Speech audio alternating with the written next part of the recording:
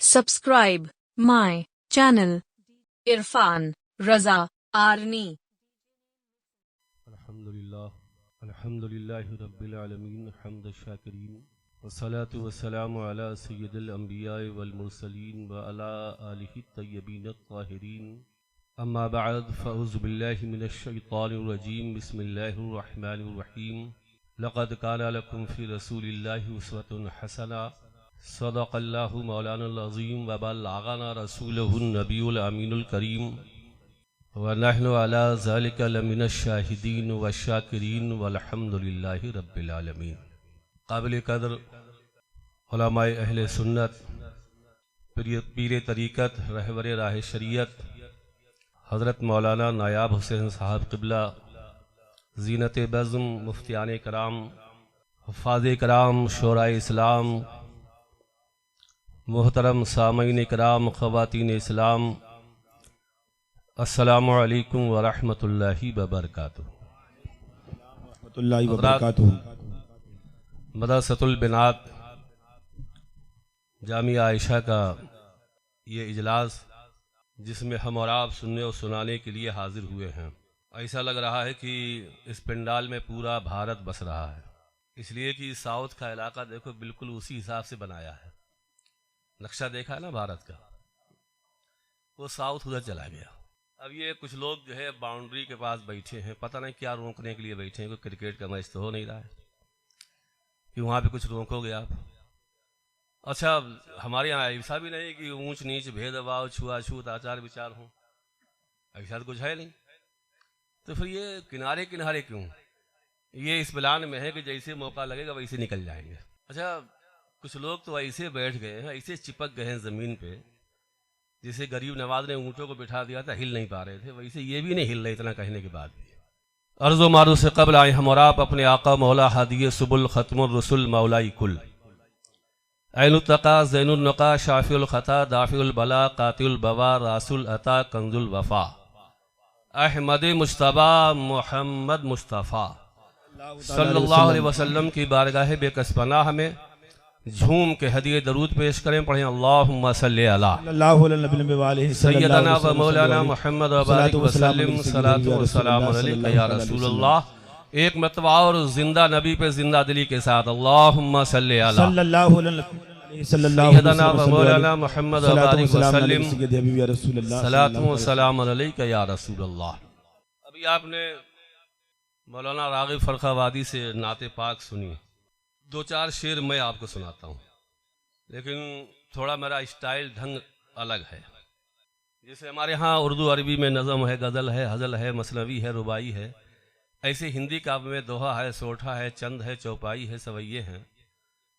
तो मैं आपको एक नाते नबी छंद में सुनाता हूँ। ज़ुबान उर्दू ही है, बल्कि आपको ये हिंदुस्तानी।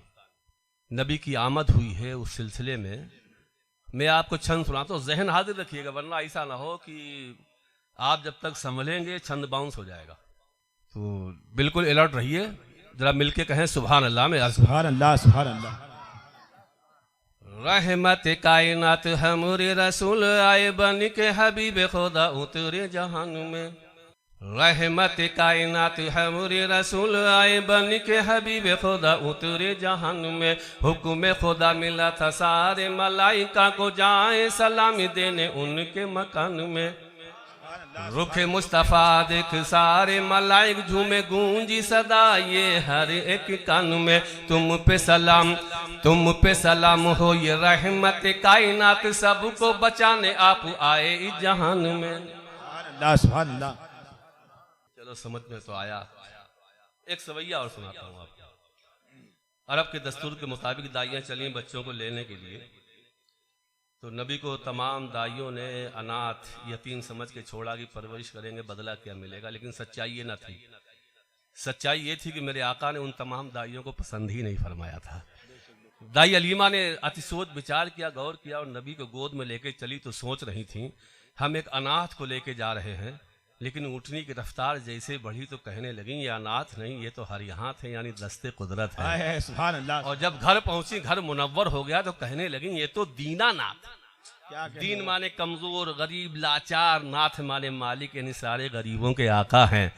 और जब उन पर ये राज आया हुआ कि रहमत आलम है तो कहने लगी ये तो सृष्टि के नाथ है। सृष्टि बोलते कायनात को, सृष्टि के नाथ यानी सारी कायनात के मालिको मुख्तार हैं। ये अल्फाज आपके जहन में आ गए तो दाई हलीमा ने नबी को गोद में लिया, लेके चल रही, क्या हो रहा मुलाहिजा करें, जरा मिल के कह दें सुभान अल्लाह में। सुभान अल्लाह, सुभान अल्लाह। अति सोच विचार मन ही मन मा हम पूत अनाथ को लई आए, जब आगे भैला घर उठनी समझी हरि हाथ को लई आए। दिन बहुरे हमारे तो हम समझी हम तीना नाथ को लई आए, जब भेद खुलो जब भेद खुलो तो हलीमा कहिन हम सृष्टि के नाथ को लई आए। सुभान सुभान, नारे तकबीर, नारे रिसालत, मसलके आला हजरत, इख्तियारे मुस्तफ़ा, अज़मते मुस्तफ़ा। मदरसे का इजलास, मदरसा लिल बिनात। कुरान में हमारा रब इरशाद फरमाता रहमान अल्लमल कुरान खलक़ल इंसान अल्लमहुल बयान। अल्लाह तबारक व तआला ने इस आयत करीमा में, सूरत में उसकी तमाम सिफात, लेकिन जब उसने यहाँ पे तस्करा किया तो रहमान सिफत का तस्करा, रहमान अल्लमल कुरान, कि उसकी चोटियों की सिफात में सबसे हाई सिफत, हाई सिफात में क्या है, रहमान है। और फिर उसने तस्करा किया अल्लमल कुरान, कि उसने कुरान सिखा दिया, कुरान सिखाया। मतलब क्या है कि जितने भी उलूम हैं उन सारे इल्मों में सबसे हाई इल्म इल्म कुरान है। खलक़ल इंसान, और उसने इंसान को पैदा फरमाया, उसकी तख्लीक फरमाई, यानी जितनी मखलूक़ात हैं उनमें सबसे हाईएस्ट क्या है, वो इंसान है। तो यहाँ पर कुरान को आपने पढ़ा और ये इल्म कुरान के लिए मदरसा कायम है, जिसका आप ताउन करते हैं और आपके ताउन से यहाँ तक ये खड़ा है।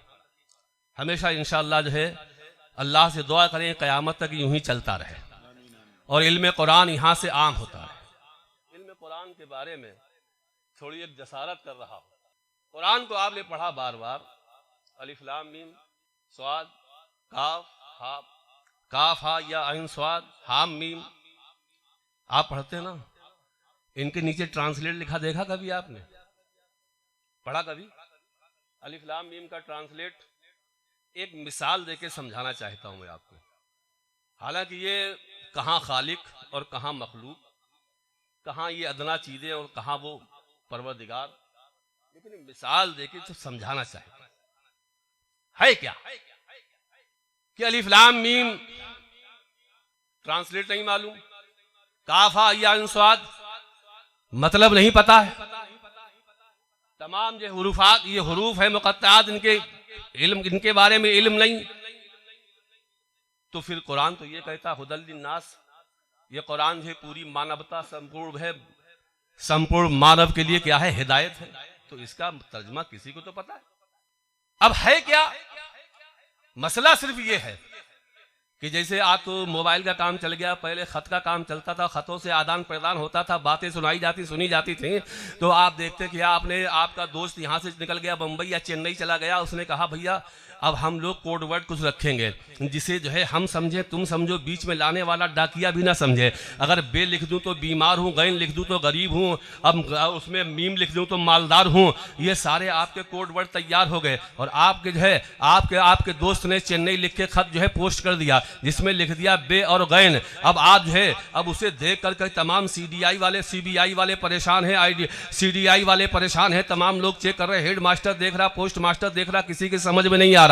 हर एक जो तमाम महकमा लग गया पल्ले, किसी के नहीं पड़ रहा है कि बे और गैन का मतलब क्या है। यहाँ से खत चला जा रहा है, जैसे आपके दोस्त के हाथ में पहुंचा, दोस्त ने देखा उसमें लिखा था बे और गैन, और दोस्त की आंखों में आंसू आ गए। पोस्टमैन कहने लगा महाराज मामला क्या है, सारे विभाग इसके पीछे पड़ गए, मतलब कोई जान ना पाया, सारे लोगों ने खोज लगाई, किसी को पता न चल पाया ये इसका मतलब क्या है। तुमने देखा तुम्हारी आंखों में आंसू आ गए, तो उसने कहा कि मामला ये है, ये हमारे और हमारे दोस्त के दरमियान जो है ये कोड वर्ड है, जिसे मैं जानता हूँ वो जानता है, इसके अलावा कोई नहीं जानता है। तो बे का मतलब के बीमार है, गैन का मतलब है कि गरीब हो गया है। अब सिर्फ मैं जानूंगा और वो जानेगा। हजरात बिला तमसील ये कोई मिसाल नहीं है, मैं आपके जहन के करीब करना चाहता हूँ। इसी तरह से रब्बे कदीर ने अपने हबीब से फरमाया, ए मेरे महबूब, अलिफ कहूं तो ये समझना, लाम कहूं तो ये मतलब है, मीम कहूं तो ये मतलब है, नून कहूं तो ये मतलब है। मैं जानता हूं और तुम जानो, बीच में लाने वाले जिब्रील अमीन भी ना जाने। रहमान अल्लमल कुरान, ये तो बात आ गई मदरसे। सबसे जो है कमतर समाज में इन मदरसों को समझा जाता है। और जानते हो ये ईमान बचाने वाले, अकायद बचाने वाले यही किले हैं। आपको अमल की दावत देने वाले मुवल्लिग यहीं से पैदा होते हैं। आपको शरीयत का पता बताने वाले यहीं से निकलते हैं। लेकिन सबसे ज्यादा कमजोर इन्हीं को समझा। कोई पढ़ाना ही नहीं चाहता, कोई पढ़ाना नहीं चाहता। बस अगर ज्यादा जो है कोई गरीब हुआ तो कहा चलो मदरसे में डाल दो, पढ़ लिख के आ जाएगा, पल भी जाएगा, तंदुरुस्त भी हो जाएगा, तवाना भी हो जाएगा, रोजगार भी मिल जाएगा। इस नियत से पढ़ा। सोचो दुनिया में आज जो कहते हैं डॉक्टर बना दो तो बच्चा कामयाब हो जाएगा, इंजीनियर बना दो तो कामयाब है, और इसे जो है बिजनेसमैन बना दो तो कामयाब है, इसे एमएलए एमपी बना दो तो कामयाब है, धन्ना सेठ बना दो तो कामयाब है, इसे जो है कोई जो है इसे जो है क्लर्क बना दो, इसे कोई नौकर पेशा बना दो, सीओ एसओ बना दो, टीआई बना दो, सूबेदार बन जाए तो और माहौल जो है कामयाब है। कोई कहता फला बन जाए और कामयाब है। मैंने रसूल कायनात की बारगाह में दरखास्त की, हे आका, ये कहता इंजीनियर बना दो ज्यादा कामयाबी है, ये कहता डॉक्टर बना दो कामयाब है, इसे कहता बीए एमए करा दो कामयाब है, ये कहता बिजनेसमैन बना दो कामयाब है, ये कहता फला बना दो कामयाब है। अगर सूबेदार बन गए और कामयाब है, एमएलए एमपी बन गए और कामयाब है। ए मौला, ए मेरे आका, आखिर ये कामयाब तरीन कौन है? तो मेरे आका सल्लल्लाहु अलैहि वसल्लम ने इरशाद फरमाया, खैरुकुम मन तअल्लमल कुरान व अल्लमहु। तुम में कामयाब वो है, बेहतर वो है जिसने कुरान सीखा और कुरान सिखाया। ये दीनी किले हैं, इनकी हिफाजत करो। यही तुम्हें बताते काल अल्लाह व काल रसूल, यही बताते। हमारा हाल क्या है दुनिया में? हम ये देखते हैं कि हम जो है कुरान ने जब हमें बता दिया कि किसी और तरफ मत देखो, कोई पाश्चात्य शैली देख रहा है, कोई वेस्टर्न कल्चर देख रहा है, कोई पश्चिमी सभ्यता देख रहा है, कोई अहले हदीस की जानिब देख रहा है, कोई किसी और की जानिब देख रहा है, कोई किसी और की जानिब देख रहा है। लेकिन तेरे कुरान ने तुझसे खिताब करके फरमाया है, ए दुनिया वालों, तुमने दुनिया के मज़ाहिब देख लिए हैं, दुनिया के दानिश्वर देख लिए हैं, दुनिया के अक्लमंद देख लिए हैं। ए दुनिया वालों, तुम्हें किसी में जो है कोई भी दुनिया में तुम्हारे लिए नमूना नहीं है, सैंपल नहीं है, आइडियल नहीं है। लक़द काना लकुम फी रसूलिल्लाहि उस्वतुन हसना, तुम्हारे लिए रसूल कायनात की जिंदगी में बेहतरीन नमूने अमल। अपने आका की जिंदगी देख। अब आका की जिंदगी देखने और इसीलिए जो है इस्लाहे आमाल व अकायद ये कॉन्फ्रेंस रखी गई। ये वीडियो जरूर बना लो। और ये तो आजकल के जो है 50% मौलवियों ने इसे इतना आम कर दिया है। बुखारी शरीफ में 5 रोज पहले एक हदीस पढ़ा रहा था मैं, बुखारी शरीफ की हदीस में मेरे आका सल्लल्लाहु ताला अलैहि वसल्लम तशरीफ लाए और हुजरे की तरफ जाने लगे, देखा बिस्तर पे जो है एक तस्वीरों वाला जो है पर्दा बिछा हुआ है। मेरे आका ने आगे कदम नहीं बढ़ाया, चेहरे पर नाराजगी के आसार जाहिर होने लगे।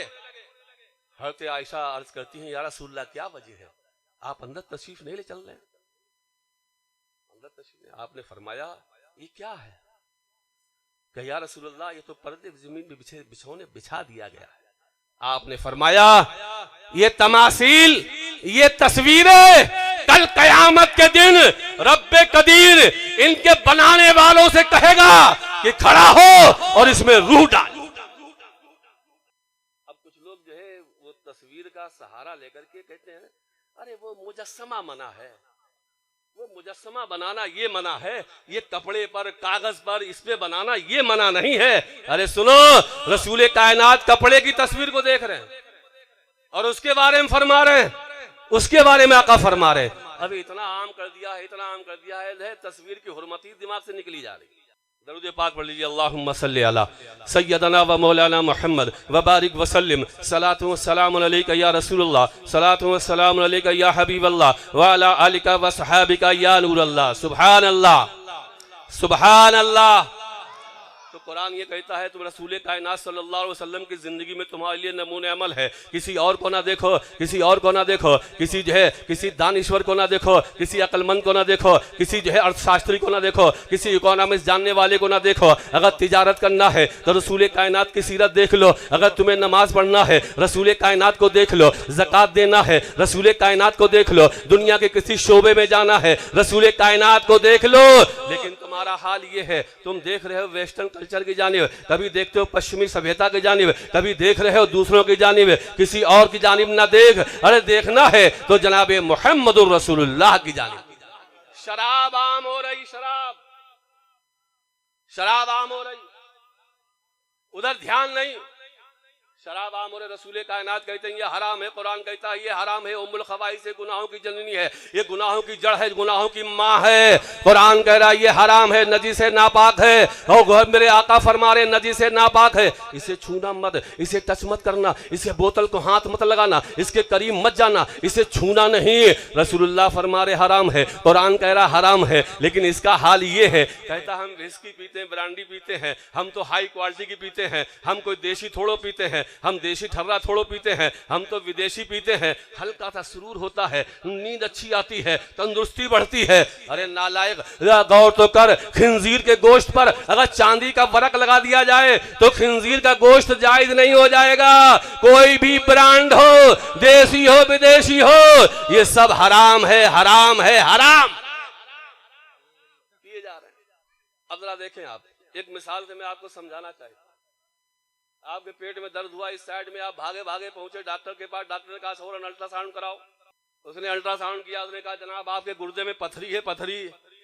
अब नीचे की सांस नीचे, ऊपर की सांस ऊपर। डॉक्टर साहब पेट फाड़ा जाएगा, ऑपरेशन किया जाएगा, अब तो मेरे यहाँ पे टांके पड़ जाएंगे। क्या डॉक्टर साहब ऑपरेशन से बच नहीं सकते हो? डॉक्टर ने कहा घबराओ मत, मरने से पहले मत मर जाओ, इतना क्यों घबराए हुए हो? अरे पहले पेट फाड़ा जाता था, अब तो होम्योपैथिक में ऐसी ऐसी दवाएं चल गई हैं कि एक टेबलेट इससे एक टेबलेट ये, दोनों मिला के सुबह शाम लेते रहना, पथरी कट कट के बाहर निकल जाएगी, आपके चेहरे पर रौनक लौट आई। आपने कहा डॉक्टर साहब जल्दी दवा दीजिए, कितनी महंगी हम खा लेंगे, सिर्फ पेट फटने से बच जाए, इसमें चीरा नहीं लगना चाहिए। डॉक्टर ने कहा ये टेबलेट लीजिए। आपने खुशी खुशी टेबलेट लिए और चलने लगे। डॉक्टर ने कहा जरा ठहर जाइए, थोड़ा आपको परहेज करना है। बोले डॉक्टर साहब बताइए क्या परहेज करना है? कहा चावल खाना बंद, टमाटर खाना बंद, पालक खाना बंद। कहा डॉक्टर साहब फिर बता दीजिए। कहा चावल खाना बंद। कहा चावल जो घर में रखा है उसे निकाल के आज मैं मार्केट में बिकवा दूंगा। कहा भाई टमाटर खाना बंद। कहा टमाटर का पौधा आसपास उगने नहीं दूंगा। कहा पालक खाना बंद। कहा पालक वाले गली में घुसने नहीं दूंगा। आप घर पे आ गए, आपने टमाटर खाना छोड़ दिया, आपने पालक खाना छोड़ दिया,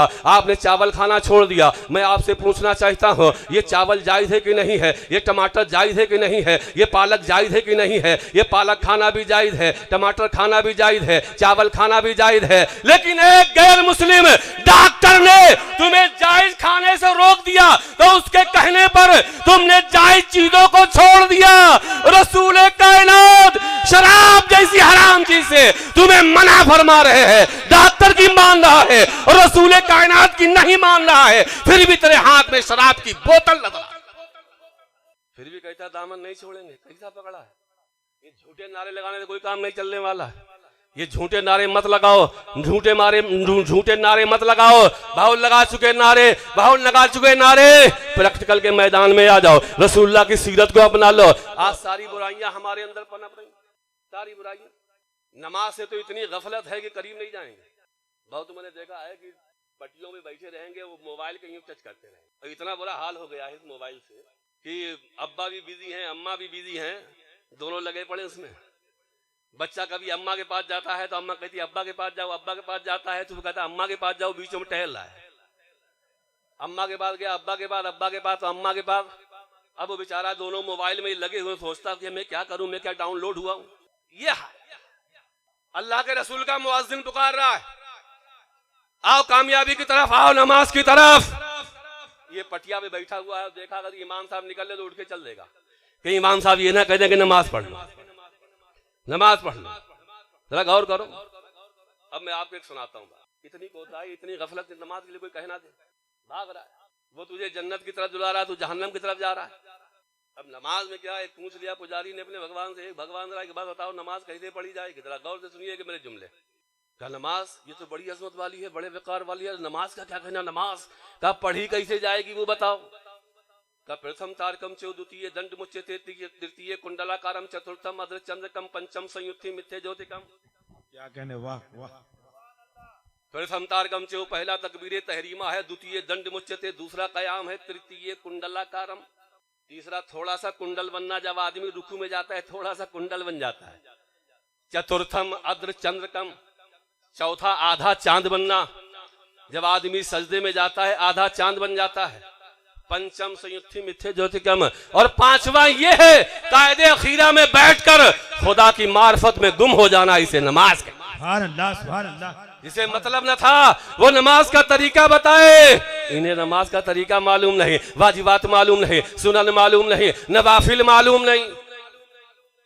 आप नमाज पर जरा गौर कीजिए, वुजू कराया जाता है पूरे भारत में और पूरी दुनिया में, पूरे विश्व में एक हंगामा मचा हुआ है। पर्यावरण बचाओ, पर्यावरण बचाओ, वातावरण दूषित हो रहा, पर्यावरण बचाओ है ना, सुना होगा आपने। यानी हरे भरे दरख्त मत काटो। आजकल जिल्द की बीमारियां ज्यादा हो रही, खजुली खाद ज्यादा हो रहा, एलर्जी की बीमारियां ज्यादा हो रही। ये पर्यावरण बचाओ, पर्यावरण बचाओ, वातावरण दूषित हो रहा है, वातावरण दूषित हो रहा है, वातावरण दूषित हो रहा है, जिल्द की बीमारियां ज्यादा हो रही है। मैं कहता हूँ आज तुम पर्यावरण का नारा दे रहे हो, रसूल कायनात ने तो 1400 साल पहले बता दी। गंदी आबो हवा का असर आपके जिस्म पर वहां होगा जहां जिस्म खुला होगा, और जहां पे आप कपड़े पहने वहां पे असर नहीं होगा। तो तुमसे कुरान ने कहा या अय्युहल्लज़ीना आमनू इज़ा कुमतुम लिस्सलाति फ़ग़सिलू वुजूहकुम वअयदीकुम इलल मराफ़िक़। ऐ ईमान वालों, जब तुम नमाज का इरादा करो तो अपने दोनों हाथों को धो, अपने चेहरे को धो, अपने हाथों को धो कोहनियों समेत, अपने सर का मसा करो, पैरों को धो। जरा गौर कीजिएगा, ये धुलवाया यहाँ क्यों गया? टांगे नहीं धुलवाएंगी, ऊपर नहीं धुलवाया गया, ये हाथ पैर चेहरा मसा यही क्यों धुलवाया गया? वजह यह है कि आप दिन भर काम काज करते हैं और काम काज करने में आपका चेहरा खुला रहता है। तो कुरान ने कहा नमाज पढ़ने का इरादा है तो पहले चेहरा धुल लो। जो गंदी आबो हवा असर और पर्यावरण जो दूषित था उसका असर तुम्हारे चेहरे पे हुआ है। तुम जैसे वुजू करोगे तुम्हारे चेहरे से गंदी आबो हवा दूर हो जाएगी, आपकी जिल्द चमक जाएगी और आपके जो पर्यावरण का असर है वो दूर हो जाएगा।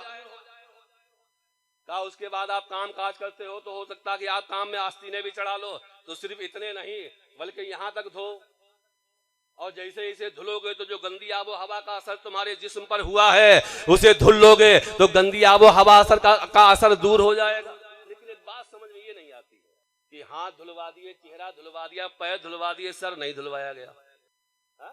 धुलवाने का हुक्म आया नहीं, मसा करो, मसा करो। क्यों? इसलिए कि सर धुलवाने का हुक्म नहीं आया।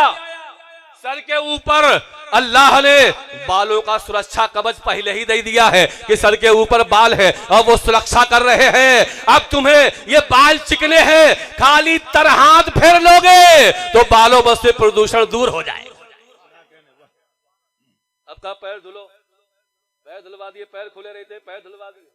अच्छा एक बात और है, आप देखें कह दिया कि नाक में पानी डालो, उंगली डाल के साफ करो। ये क्यों साफ कराया? वजह ये है कि नाक में पानी डालोगे, अच्छा नाक के ऊपर बाल नहीं, नाक के अंदर बाल, ऊपर नहीं अंदर है। इन बालों की क्या जरूरत थी? आपने देखा गाड़ियां जितनी चलती हैं सारी गाड़ियों में फिल्टर होता है, लगता कि नहीं? पेट्रोल में भी फिल्टर है, डीजल में भी फिल्टर है, और उसी से फिल्टर होकर के प्योर माल उधर जाता है। तो अल्लाह तबारक व तआला ने ये तुम्हारे अब गाड़ियों का तो फिल्टर बदल जाता है, ये बालों का फिल्टर लगा दिया है कि ये बदला नहीं जाएगा। वुजू करोगे, उंगली डाल के साफ कर लोगे, ये फिल्टर फिर नया हो जाएगा। ये दिलवा दिया। उसके बाद कहा हाथों में पानी लो, मसा करो। अब मसा करने भी आप सब देखें, ये हुक्म कैसे करो, फिर ये ऐसे करो, पानी जो है इनका बच गया और ये बच गया, तो गर्दन खुली रहती है, तो कहा इसे कर लो, कान खुले रहते हैं तो कहा इसे कर लो, ये साइडें खुली रहती हैं तो ऐसे कर लो। पूरा जहां जहां खुला था वहां वहां धुलवा। आपने रसूल कायनात सल्लल्लाहु अलैहि वसल्लम के मौजूदात तो बहुत पढ़े, आपने तकारीरें बहुत सुन ली कि मौजूदात नबी, चांद का उंगली का इशारा किया, चांद दो टुकड़े हो गया, सूरज आपने उंगली का इशारा किया, सूरज वापस पलट आया, अबू जहल की मुट्ठी में कंकरियां कलमा पड़ रही हैं, आग के शोले आपके आते ही बुझ गए, बहता हुआ सैलाब आपकी उंगली के इशारे से जो है रुक गया। अबू बकर सिद्दीक के कदम से जहर मुस्तफ़ा जान रहमत लुआबे दहन से निकाल रहे हैं, पहाड़ की चोटियां सलातो सलाम का नजराना पेश कर रही है, बड़े बड़े दरख्त आपके कदमों में झुक रहे हैं, जानवर अपनी गर्दनें मेरे आका की बारगाह में झुका रहे हैं। क्या बातें अच्छी नहीं लग रही? नहीं, देखो जब तक ये खतरा पैदा ना हो कि कालीन भीग जाएगी तब तक बैठे रहिए, और अगर ये खतरा हो कि भीग जाएगी तो उठ के चले जाइए, सुबह टेंट वाला वापस नहीं लेगा। दरूद पाक पढ़ लीजिए, अल्लाहुम्मा सल्ली अला सय्यदना व मौलाना मुहम्मद व बारिक व सल्लिम, सलातु व सलाम अलैका या रसूलल्लाह, सलातु व सलाम अलैका या हबीबल्लाह व अला आलिका व सहाबिका या नूरल्लाह। मौजूदात आपने बार बार सुने होंगे, बार बार पढ़े होंगे कि उंगली का इशारा किया, चांद दो टुकड़े हो गया, सूरज वापस आ रहा है, कंकरियां कलमा पड़ रही, पहाड़ की चोटियां सलातो सलाम का नजराना पेश कर रही हैं, ऊँटा बड़े बड़े जानवर आपके कदमों में झुक रहे हैं, बड़े बड़े दरख्त उखड़ उखड़ के नबी के कदमों में झुक रहे हैं, आग के शोले आपके नाम से बुझ रहे हैं, बहता हुआ सैलाब आपकी उंगली के इशारे से जो है रुक रहा है। मैं आपको एक जहन देना चाहता हूँ, मेरे मुस्तफ़ा सल्लल्लाहु अलैहि वसल्लम ने दुनिया में कदम रखा तो देखा दुनिया का अजीब हाल है। किसी ने देखा पर्वते में ऊंचे ऊंचे पहाड़ देखे, इंसान ने अपनी पेशानी वहीं झुका दी, बहता हुआ तेज धारा देखा, इंसान ने वहीं सर झुका दिया, आग के शोले देखे, इंसान ने उसे खुदा मान लिया, चमकता हुआ चांद देखा, इंसान ने माबूद मान लिया, दमकता हुआ सूरज देखा, इंसान ने खुदा मान लिया, जहरीला नाग देखा, उसी को माबूद मान लिया, आग के शोले देखे, उसी को माबूद मान लिया। मेरे नबी ने दुनिया में कदम रखा, ऐलान नबुव्वत के बाद कौनैन के पैगंबर ने आसमान के चांद के दो टुकड़े फरमा रहे मुस्तफा,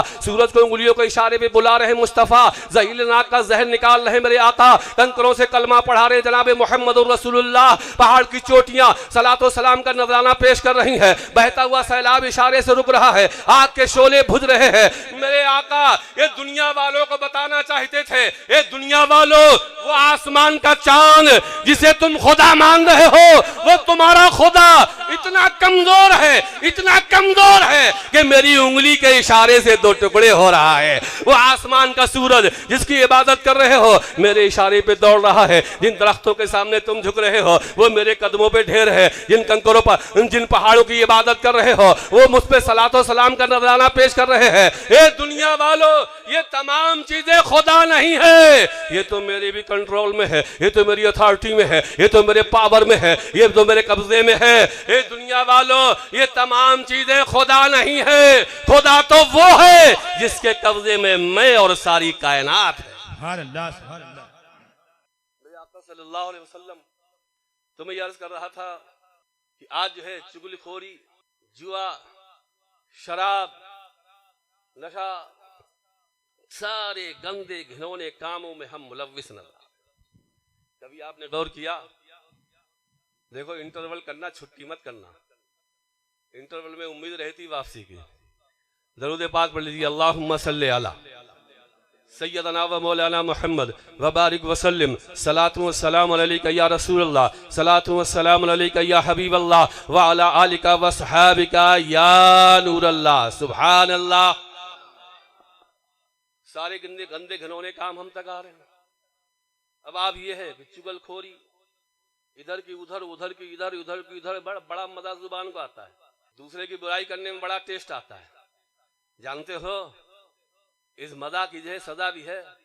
अच्छा ये जुबान भी अल्लाह ने ऐसी बनाई, ये कभी थकती भी नहीं। 1 घंटा 2 घंटा 4 घंटा हम बोले जुबान नहीं थकेगी, जबड़े थक जाएंगे, दिमाग भर ना जाएगा, लेकिन जुबान नहीं थकेगी, ये थकती नहीं। ये ऐसी है कि बोलती रहे और बैठ के पटियों पर जो है इसकी बुराई, उसकी बुराई, उसकी बुराई, उसकी बुराई, बड़ा मजा आ रहा, बड़ा लुत्फ आ रहा। जानते हो कितना आपको फायदा हो रहा है? आपके अकाउंट से नेकियां कट के उसके अकाउंट में जमा हो रही। मेरे आका सल्लल्लाहु अलैहि वसल्लम इरशाद फरमाते हैं, ला यदखुलुल जन्नता नम्माम व इन सल्ला व इन साम। आका फरमाते हैं चुगलखोर जन्नत में नहीं जाएगा, चाहे वो रोजा रखता हो, नमाज पढ़ता हो। और बुखारी शरीफ में एक हदीस है, बिल्कुल शुरू में आती है कि मेरे मुस्तफ़ा सल्लल्लाहु अलैहि वसल्लम एक बाग से गुजर रहे, आपकी सवारी बिदक गई, मुस्तफ़ा नीचे तशरीफ लाए, सहाबी रसूल ने कहा वो देखो वो टहनी पड़ी हरी उठा लो। वो टहनी लेके आए, बीच से उसे फाड़ दिया, एक इस कब्र पे नस्ब कर दिया, एक इस कब्र पे नस्ब कर दिया। सहाबी ने कहा या रसूलल्लाह मेरे तो कुछ समझ में नहीं आया, आपने टहनी मंगाई, दोनों कब्रों पे नस्ब कर दिया, मामला क्या है? नबी फरमा रहे इन कब्र वालों पे अजाब हो रहा है। वअम्मल आखरो यमशी बिन नमीमा, नबी फरमाते दूसरी कब्र वाला है, इस पर इसलिए अजाब हो रहा है कि ये चुगलखोरी कर। अच्छा, यहां तो अपनी किताबों में लिख दिया है नजदियों ने कि जिनका नाम मोहम्मद अहमद है या नबी को पीठ के पीछे की खबर नहीं, ये नबी जमीन के अंदर देख रहे हैं, नहीं देख रहे हैं, और ये भी देख रहे हैं कि क्या हो रहा है, और वजह भी देख रहे हैं किस वजह से हो रहा है। ये कहता दीवार के पीछे की खबर नहीं, नबी तो जो टनों मिट्टी के नीचे देख रहे हैं, ये देखो क्या हो रहा है, अजाब हो रहा है। अच्छा, एक बात ये समझ में नहीं आती है, चलो वो तो नबी है, रसूल है, उन्होंने देख लिया कि जमीन के नीचे कब्र वालों पे क्या हो रहा है, ये घोड़ा क्यों बिदका, ये सवारी क्यों बिदक गई? मैं घोड़ा कह रहा हूं, अब सवारी का लफ्ज, सवारी क्यों बिदक गई, क्या वजह है? मैंने उससे पूछा, अरे जानवर तू एक बात बता, अरे तू तो जानवर है, तू एकदम क्यों बिदक गया? मुस्तफा ने तो देख लिया इन कब्र वालों पे अजाब हो रहा है, अबे तुझे कहां से नजर आ गया कि इन पे अजाब हो रहा है, और क्या हो रहा है तुझे कैसे नजर आया? तो जानवर ने बखामोशी जवाब दिया था, तुम जानते नहीं हो, मुझे तो कुछ पता नहीं है, मुझे कोई मालूम नहीं है, मुझे कोई खबर नहीं है। हाँ इतना पता है, मैं तो नहीं जानता था, लेकिन एक गैब जानने वाले रसूल का जिस्म मेरे जिस्म से टच हो गया है, तो मुझे भी जमीन के नीचे नजर आने लगा। वो देख रहा है। हज़रत आप गौर कीजिए, ये चुगलखोर बड़े बड़े दादा, बड़े बड़े दबंग कब्रिस्तान चले गए, हड्डियां पड़ी हुई बिखरी हुई, उन हड्डियों को उठा के कहीं पूछना, उन हड्डियों को उठा के पूछ लेना कितना तकब्बुर था, कितना घमंड था, कितना इतरा के चलते थे, कैसे हुस्न के जलवे दिखाते थे, कैसे चलते थे, उनसे पूछ लेना कहां गए वो लोग जो जमीन पे पैर पटक पटक कर चलते थे, आज उनकी कब्रों पे बिल्डोजर चढ़ा दिया गया है। कहां गए वो लोग जो लोगों पे जुल्म करते थे, आज उनके हाथों की हड्डियां टेढ़ी मेढ़ी पड़ी हुई हैं। कहां गए वो लोग जिनको हुस्न पे नाज था, आज उनके हुस्न में दीमक लग गई है। कहां गए वो लोग जो खुराफात करते थे, आज उनके दिमाग में कीड़े पड़ गए। बड़े बड़े आए, इसी जमीन का पेबंद बन गए। एक दिन ना हम होंगे ना आप होंगे, सिर्फ आमाल आपके साथ कब्र में उतारे जाओगे तो सवाल किए जाएंगे, और मौत का कोई ठिकाना नहीं है।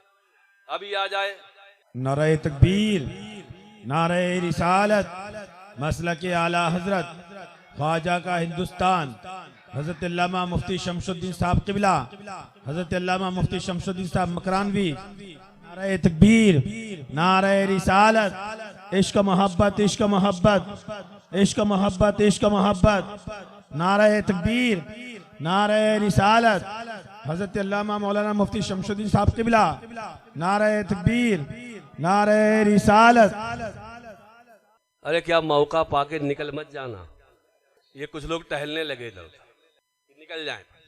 अब आपके देखिए, आपके मुकर्रर खुसूसी जो है वो तशरीफ ला चुके हैं, और अभी आपको खिताब सुनना है। बैठ जाइए। आप क्या भाई साहब इलेक्शन खड़े हैं क्या? दरूद पाक पढ़ लीजिए। अल्लाहुम्मा सल्ली अला सय्यदना व मौलाना मुहम्मद व बारिक वसल्लिम, सलातु व सलाम अलैका या रसूलल्लाह, सलातु व सलाम अलैका या हबीबल्लाह, व अला आलिका व सहाबिका या नूरल्लाह। सुभान अल्लाह, सुभान अल्लाह। तुम्हें अर्ज कर रहा था, दरूद पाक पढ़ दिया, अल्लाहुम्मा सल्ली अला सय्यदना व मौलाना मुहम्मद व बारिक वसल्लिम, सलातु व सलामुन अलैका या रसूलल्लाह व अला आलिका व सहाबिका या नूरल्लाह। तो मैं अर्ज कर रहा था, मौत का कोई ठिकाना नहीं है कि मौत आज आ जाए, अभी आ जाए, 10 मिनट बाद आ जाए, 10 सेकंड के अंदर आ जाए। अभी जो है तो अब है मौत का कोई पता नहीं किस वक्त आ जाए, इसका टाइम टेबल आपको कोई मालूम नहीं है। तो आप ज़रा तैयारी रहिए, आप तैयार रहिए। जब आपको मालूम नहीं कि ट्रेन किस वक्त आएगी तो क्या आप सो जाएंगे, बिस्तर ओढ़ के सो जाएंगे? हरगिज नहीं। जैसे ही ट्रेन आ जाएगी सफर शुरू हो जाएगा। इसलिए गफलत नहीं, कहीं मौत उस वक्त ना आ जाए जब तुम ताश के पत्ते खेल रहे हो, कहीं मौत उस वक्त ना आ जाए जब तुम जुए पे दाव लगा रहे हो, कहीं मौत उस वक्त ना आ जाए जब तुम जो है जब तुम अजान हो रही हो तुम भाग रहे हो, कहीं मौत उस वक्त ना आ जाए जब तुम्हारे हाथ में शराब की बोतल हो, कहीं मौत उस वक्त ना आ जाए जब तुम जो है गुनाह में मुलव्विस हो, कहीं मौत उस वक्त ना आ जाए जब तुम जुए पे दाव लगा रहे हो, कहीं मौत उस वक्त ना आ जाए जब माँ बाप की नाफरमानी कर रहे हो, कहीं मौत उस वक्त ना आ जाए जब तुम गंदे घिनौने काम कर रहे हो। तुम मोमिन हो, तुम्हें रब की बारगाह में दुआ करना चाहिए, हे मेरी मौत आए, हम तेरा इस्तकबाल करेंगे। लेकिन उस वक्त जिस वक्त हमारी जुबानों पर नाते मुहम्मदुर रसूलुल्लाह हो, उस वक्त आ जा जिस वक्त हमारी जुबान पे कलमा तैयबा ला इलाहा इल्लल्लाह मुहम्मदुर रसूलुल्लाह। कब्र में उतार दिए जाओगे तो कब्र में आपसे सवाल किए जाएंगे।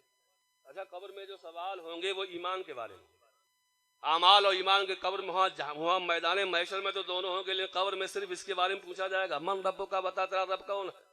बंदा मोमिन जो है वो कहेगा रब्बी अल्लाह, मेरा रब अल्लाह है। और जो काफिर होगा हा ला अदरी, मैं नहीं जानता, लोग जो कहते थे मैंने वही कहा। तो मुसलमान ये कहेगा रब्बी अल्लाह, मेरा रब अल्लाह है। तो यहाँ पे मामला क्लियर होना चाहिए कि जब इसने कह दिया ये अल्लाह वाला है तो फिर दूसरा सवाल नहीं होना चाहिए, दूसरा सवाल नहीं होना चाहिए। एक सवाल काफी था, लेकिन दूसरा सवाल फिर होगा, इसलिए कि अल्लाह को रब मानने वाले 50% लोग हैं।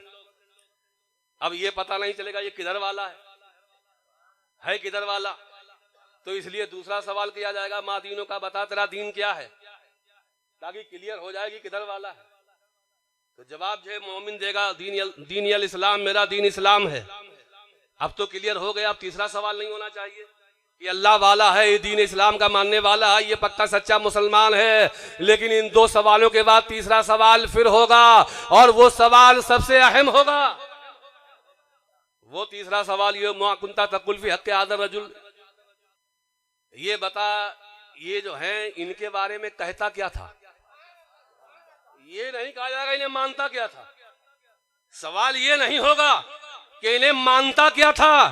अरे 72 के 72 ये कह देते हम तो मुहम्मदुर रसूलुल्लाह मानते हैं, इन्हें नबी आखिर ज़मा मानते हैं। लेकिन सवाल ये होगा मा कुंता तकुल, बता इन्हें कहता क्या था, इन्हें कहता क्या था। अपने बड़े भाई जैसा कहता था, अपने जैसा बशर कहता था, अपने मिस्ल कहता था, गांव का चौधरी कहता था, सिर्फ एलची मानता था, सिर्फ जो गाइडेंस देने वाला मानता था। अगर तू कहता था कि ये गाँव के इनकी हैसियत कुछ नहीं है, ये तो एक गाइड देने वाले है, एक पैगाम लाने वाले है, ये बड़े भाई की तरह है, तो बड़े भाई है तो कहे साइड से लग जा। कहेंगे नहीं मैं गांव का चौधरी मानता था, तो कहा अच्छा तू भी किनारे लग जा। उनसे पूछा जाएगा कि बता क्या कहता था, तो कहा मैं अपनी तरह नहीं कहता था। तो फौरन जो है अब उनका यही छटनी करने के लिए कि नबी को बड़ा भाई अपने जैसा कौन कहता था, उनको छांटने के लिए ये आखिरी सवाल होगा। लेकिन बंदे सुन्नी मुसलमान होगा वो तो कह देगा अरे मैं इनके बारे में पूछ तो क्या कहते हो, इन्हें जाना इन्हें माना, न रखा गैर से काम, लिल्लाहिल हम्द के दुनिया से मुसलमान आया। अब ये सारे वही इनकी छटनी कर दी जाएगी, ये छांटे जाएंगे, वही छटनी होगी, किनारे लगा दिया जाएगा साइड से, फिर कुटाई धुनाई चालू होगी। और ऐसी धुनाई कुटाई चालू होगी कि ये तन्हाई देखेंगे और कोई दूसरा देखने वाला भी नहीं हो। अब ये है इनका मामला, तो ये है इनके नंबर भी तो अजीब गरीब आए हैं। पास होने के लिए कम से कम 33 चाहिए, इनका रिजल्ट तो पहले निकल गया। अदरा गौर की, मैंने दुनिया के बड़े बड़े दानिश्वरों से पूछा है, दानिश्वरों तुम बताओ नबी आखिर ज़मा का मकाम क्या है, रुतबा क्या है, शान क्या है। ये अपने जैसा कहे पड़ रहे, कि नबी हमारी तरह है, हमारे जैसे हैं, हमारे जैसे हैं। तो मैंने एक पंडित नवल किशोर से पूछ लिया, अरे पंडित जरा बता दीजिए, ये कह रहा हमारी तरह, हमारे जैसे, हमारे मिसल है, अब जरा तुम ही बता दीजिए। कहा इन्हें कौन समझाएगा। मैंने कहा ठीक है, नबी का चेहरे अनवर बयान कर दो। कहा हाँ तो मैंने बयान कर दिया, लेकिन रुखे मुनव्वर बयान नहीं कर सकता हूँ, मेरे कलम में ताब नहीं है, मेरी जुबान में ताकत नहीं है, मैं रसूल कायनात सल्लल्लाहु अलैहि वसल्लम का रुखे मुनव्वर का नक्शा खींच सकूं। अरे मैंने कहा इतना परेशान क्यों हो, जरा जुमले सुन लीजिएगा और याद रखिएगा। मैंने कहा इतना परेशान क्यों हो, अरे नबी का चेहरा था, नबी का चेहरा ही तो बयान करना है। अरे कह दो ना कि नबी का चेहरा चांद की तरह। तो वो गुस्सा गए पंडित नवल किशोर, बोले नहीं नहीं, नबी का चेहरा चांद की तरह नहीं है, बल्कि चांद को चमक तो नबी के तलवों का सदका मिला है। मैंने कहा कह दो सूरज की तरह। तो पंडित जी बोले नहीं नहीं, वो सूरज की तरह नहीं है, बल्कि सूरज की रोशनी आरिज़ मुनव्वर का उतरन मिला है। मैंने कहा कह दो गंगा की निर्मल धारा की तरह। तो पंडित जी बोले नहीं नहीं, वो गंगा की निर्मल धारा की तरह नहीं है, बल्कि धाराएं उनकी मुबारक उंगलियों से फूटा करती है। मैंने कहा कह दो गुलाब की तरह। तो पंडित जी बोले नहीं नहीं नहीं, वो गुलाब की तरह भी नहीं है, बल्कि गुलाब को खुशबू तो नबी के पसीने का सदका मिला है। ना वो चांद की तरह है, ना वो सूरज की तरह है, ना वो गंगा की निर्मल धारा की तरह है, ना वो जो है ना गुलाब की तरह है, ना वो किसी तरह है, ना उनकी तरह कोई। एक हिंदू शायर ने जब इनका अकीदा सुना तो वो कहने लगा, तैवा होके जो ठंडी हवा आती है, हम फकीरों को वही बुए शिफा लाती है। कैसे मुस्लिम है जो आका को बशर कहते हैं, हम तो हिंदू हैं मगर हमको हया आती है। और डॉक्टर सोमनाथ सोम से कुछ और आगे बढ़ गए। डॉक्टर सोमनाथ सोम क्या बोले, मैं साबिर हूँ जाबिर नहीं हूँ, सना खान अहमद हूँ बागी नहीं हूँ। मैं साबिर हूँ जाबिर नहीं हूँ, सना खान अहमद हूँ बागी नहीं हूँ। बला से मुझे सोम दुनिया कहे कुछ, बला से मुझे सोम दुनिया कहे कुछ, मैं हिंदू हूं लेकिन वहाबी नहीं हूं। ये ऐसा आइटम है,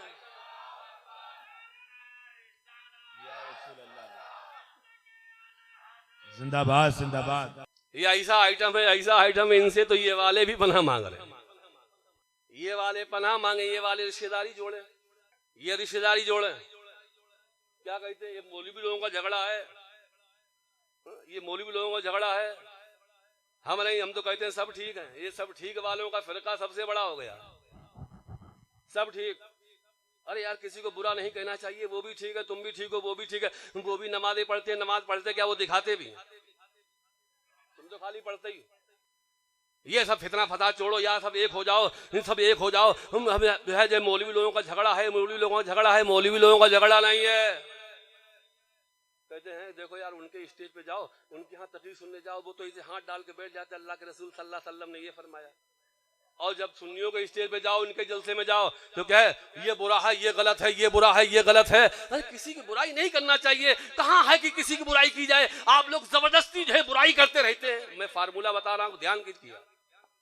ये जो है आम तरीके से बात फैल गई है कि किसी को बुरा मत कहो।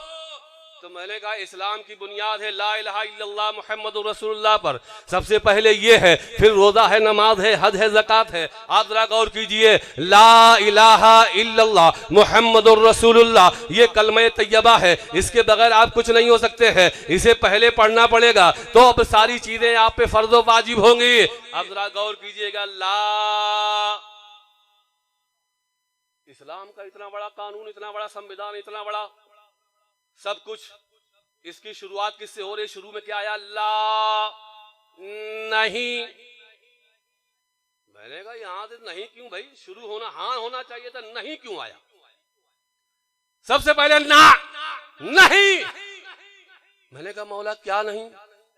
ला इलाहा, ना इतना बड़ा, ना इतना बड़ा, ना इतना बड़ा, ना 5 फीट का, ना 10 फीट का, ना 20 फीट का, ना 40 फीट का, ना 52 गज का। ला इलाहा, कोई माबूद नहीं। पहले सारे माबूदों को रिजेक्ट करो, पहले सारे माबूदों को बुरा कहो, फिर अल्लाह कहकर एक अल्लाह के माबूद होने का ऐलान। पहले बुरे को बुरा कहलाया गया, और जो कलमे में है वही तो हम करते हैं, इसके अलावा क्या करते हैं? वही तो कर रहे हैं। अब ये कह देंगे सब ठीक है, अरे यार ठीक है, उनके यहाँ मेहमानी में जाओ, उनकी मैयत में जाओ, उनके जो है उनके वलीमे में जाओ, उनकी शादी में जाओ, उनकी बारात में जाओ, ये सब मौलवी लोगों का झगड़ा है यार, सब ठीक है, किसी को बुरा नहीं कहना चाहिए। शिया भी ठीक है, रावती भी ठीक है, जैदी भी ठीक है, इसनासरी भी ठीक है, सुन्नी भी ठीक है, देवबंदी वहाबी नजदीक भी ठीक है, ये सब ठीक है, सब ठीक वालों का फिरका बहुत लंबा चल गया। अब मेरा एक जुमला सुन लीजिएगा और इसे याद रखिएगा, आपकी पूरी जिंदगी काम आएगा। आप कह रहे हैं कि सब ठीक है, जरा काफी आपने अब रसूल कायनात से पूछा है, अपने आका मौला से पूछा है, तुम्हारे नबी का इस बारे में फरमान क्या है? सुनो, मेरे आका फरमाते हैं हमें हज़रत ईसा अलैहिस्सलाम की उम्मत में 72 फिरके हुए, 72 के 72 गुमराह, मेरी उम्मत में 73 होंगे, 72 जहन्नमी, 1 जन्नती। नबी फरमा रहे हैं 72 गलत है, 1 सही है। मुस्तफा फरमा रहे हैं 72 बातिल है, 1 ठीक है। नबी फरमा रहे हैं 72 नहीं ठीक है, 1 ठीक है। जब नबी कह रहे 1 ठीक है तो तुम कौन होते कहने वाले कि सब ठीक है? कैसे कहते हो सब ठीक है? और ज्यादा ही घुसपैठ करोगे ना, ज्यादा इनके यहाँ जाओगे, शादी ब्याह में यहाँ लेना देना सब जाओगे, ज्यादा जानते क्या हाल होगा। मौलाना रूम ने मसनवी शरीफ में एक वाकया लिखा है। एक चील और मेढक की बड़ी अच्छी दोस्ती थी। चील तो आप जानते होंगे, चील जो काफी बुलंदी तक उड़ती चली जाती। चील और मेढक की बड़ी गाड़ी चूहा और मेढक की बड़ी गाड़ी दोस्ती थी। दोनों दोस्त एक दिन सर जोड़ के बैठ गए, बोले मामला समझ में नहीं आता है। मेढक तुम यार पानी में रहते हो, मैं खुशकी में रहता हूँ, अब बुलाऊं एक दूसरे को तो कैसे बुलाऊं? कहा यार कोई आइडिया निकाल लिया है। चूहा बोला आइडिया मेरे पास है, मैं एक लंबा सा धागा चुरा के लाता हूँ। उस लंबे धागे को एक तुम अपनी टांग में बांध लो, एक अपनी टांग में हम बांध लेते हैं, और जिस दोस्त को जरूरत हो वो धागा हिला दे, दूसरे दोस्त को पता चल जाएगा। अब जैसे ही मेढक पानी में गया, इधर से चूहे ने जो है धागा हिला दिया, फौरन चूहा निकल के बाहर आ गया। बोला कहिए महाराज क्या बात है? क्या बात?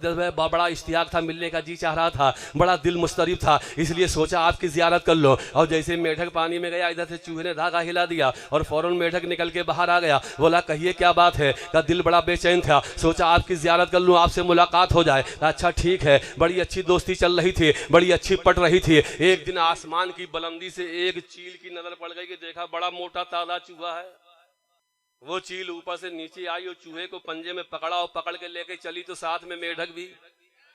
जैसे वो चील इस मैदान से निकली, बच्चों ने तालियां बजाई, ये देखो चील, ये चील जो मेढक को पकड़ के ले जा रही है। तो बुजुर्गों ने कहा बच्चों तुम्हारा दिमाग खराब हो गया है क्या? चील कभी मेढक का शिकार नहीं करती है, मेढक को नहीं खाती है। तो बच्चों ने क्या बचपन में हमारी खराब हो गई जो हम देख रहे हैं वो बता रहे। कहा नहीं जाओ दोबारा फिर देखो जा करके। अब बच्चे फिर आए और उन्होंने आसमान की जानिब टकटकी लगा के देखा, तो जब गौर किया तो देखा पंजे में, चील के पंजे में तो चूहा है। पकड़ा गया चूहा, ले जाया जा रहा चूहा। बच्चे भागते हुए आए, बोले बाबा मसला हल हो गया। बोले क्या हल हो गया? कहा हल तो हो गया लेकिन दूसरा पेचीदगी और पैदा हो गई। पहले ये बता हल क्या हो गया है? का चील ने शिकार किया चूहे का, पकड़ा है चूहे को, पंजे में दबाया है चूहे को, ले जा रही चूहे को, लेकिन समझ में ये नहीं आ रहा है ये मेढक साथ में क्यों जा रहा है। तो बाबा बोले यार की यारी में मारे जा रहे हैं, यार की यारी में लपेटे जा रहे हैं। याद रखो, ज्यादा दोस्ती रखोगे, ज्यादा ताल्लुकात रखोगे, इनके पास उठक बैठक रखोगे, कहीं ऐसा ना हो मैदान महशर में उन्हीं के साथ तुम्हें हाँक दिया जाए। तो ये मुफ्ती साहब बोले यार ये तो सुन्नी आदमी था, ये तो अपन आदमी था, ये अपन मानुस था, ये उनके साथ क्यों जा रहा है, क्यों बांधा गया है? क्या ये यार की यारी में मारे जा रहे हैं।